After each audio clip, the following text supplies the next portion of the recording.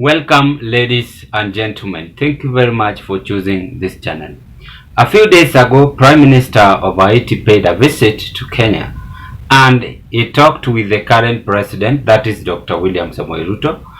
They negotiated on Kenyan soldiers to be deported to Haiti, and that is whatever happened.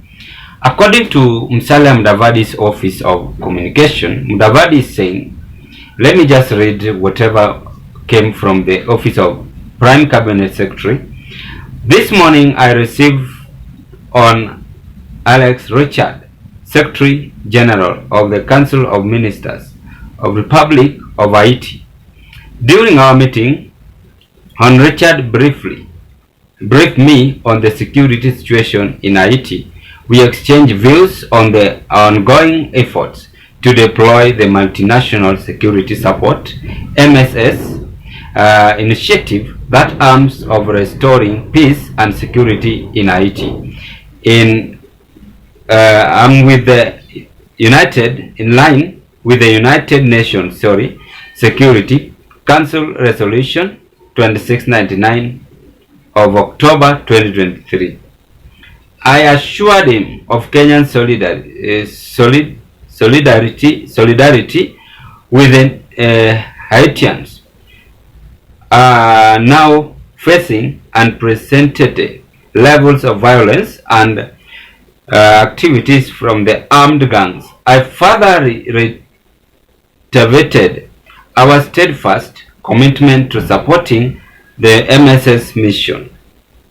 We urge the international community to unite forward, bringing to an end the suffering of the Haitian people. That is whatever came from Musalia Mudavadi's office. As you know, Musalia Mudavadi is the current Prime Cabinet Secretary in our country, Kenya.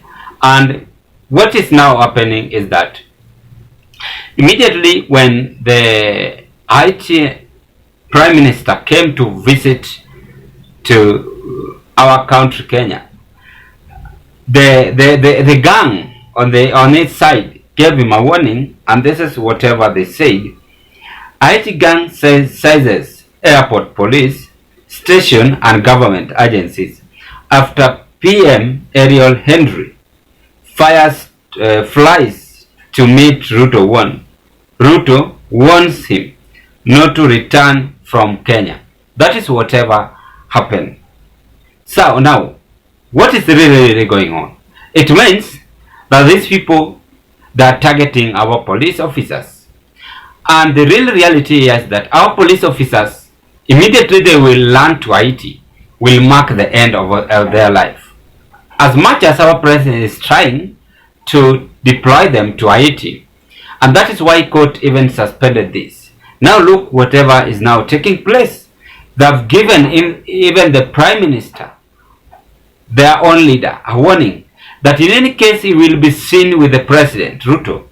It means he will die. That is whatever the gang have said. Boho plans to be led by Kenya. The two leaders on Friday witnessed the signing of a formal agreement that will see Kenya deploy 1,000 police officers for the mission. It is a mission for humanity. It is a mission in solidarity with our brothers and sisters in Haiti.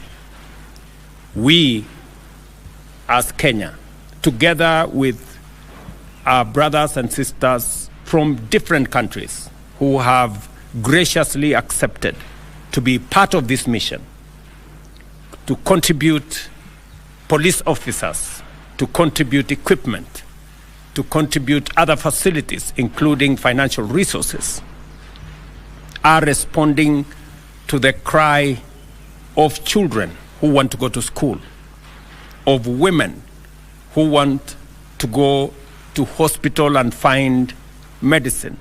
What we could promise you is that we are going to do our best for the success of this mission. It's not an usual mission. According to what I know, it's the first time that a kind of mission is taking place. We'll do all our effort for the Kenyan. The arrangement, according to a dispatch from State House, complies with... You've listened to President Ruto with the Prime Minister of Haiti talking on a good relationship to deploy Kenya police officers to Haiti. What is amazing me here, ladies and gentlemen, or not even amazing me, what is shocking me here is that why do you think Haitians gang are giving threat to Kenya? That is whatever is happening. And if this is happening, our country is not safe. The real reality here, that we have leased the war in the killing fields of Baringo, for instance. Yet this terrain is familiar. Remember, Haitians, they are familiar to whatever we are passing through. How do we realistically expect the crops to succeed in Haiti, which is 1,500 miles away in a hostile territory? The determination to stability go there like it's a matter of life and death against a court order is doomed to fail catastrophically. That is whatever is now happening. Yet the president is having interest to deploy our soldiers, as much as their main concern to take Kenyan soldiers to Haiti. It means that they are trying to create good relationship with the Haitians. But now, what are the circumstances on this mission? Before I carry on with this analysis, I want to appreciate you so much, ladies and gentlemen, for the support that you always offer to this channel, because if it was not your support, then this channel could have not reached where it is as of now. Thank you very much, and continue with the same spirit. And to the new subscribers, I also want to appreciate you so much for your good move. Continue with the same spirit. Share this channel to your family, friends and relatives, and give us your opinion at the comment section below. Note that, ladies and gentlemen, I'm going against whatever President Ruto is doing. Actually, I'm very much impressed on President's move, because this is a good picture and a good behavior, is bringing good interrelationship among our country, in our continent, Africa as well.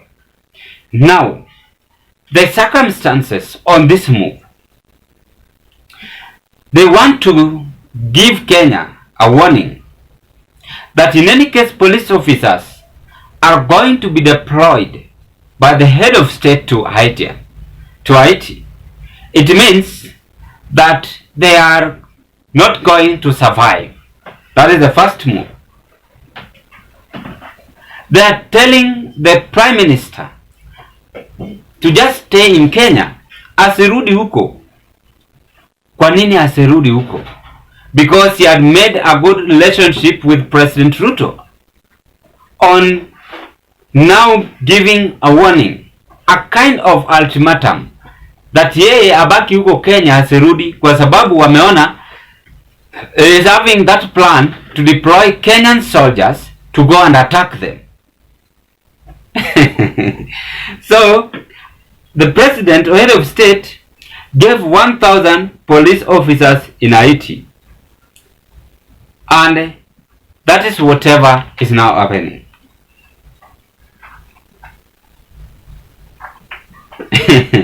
So the real reality here is that now both Ruto and Prime Minister of Haiti have opened a war with the Haitian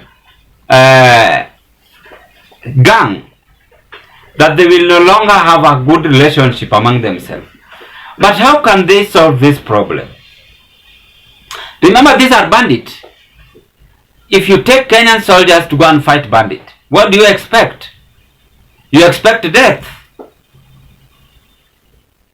So it is a good alert that they ought to prepare in advance, early in advance, so that they cannot blame anybody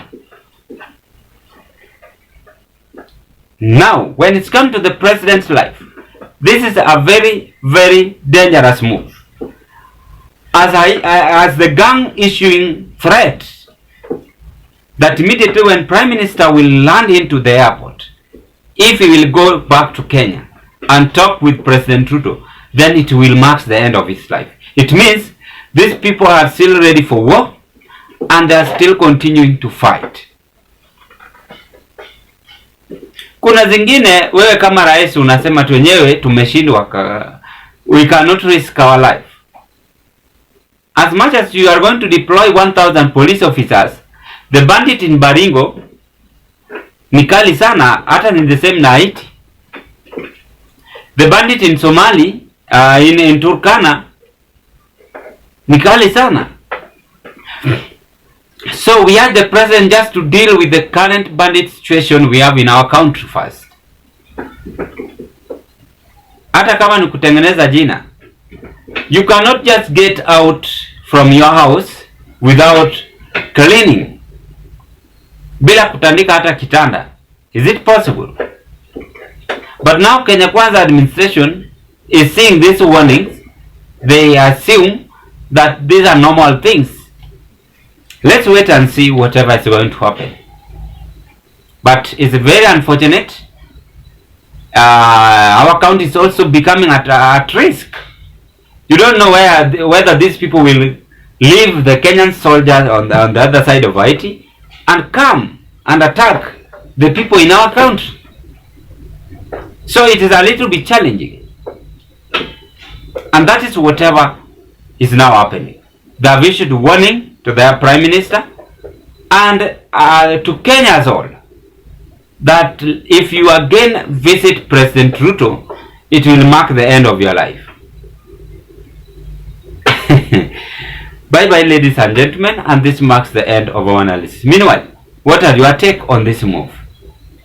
I'm eagerly waiting for your opinion at the comment section below. Thank you very much for listening to me.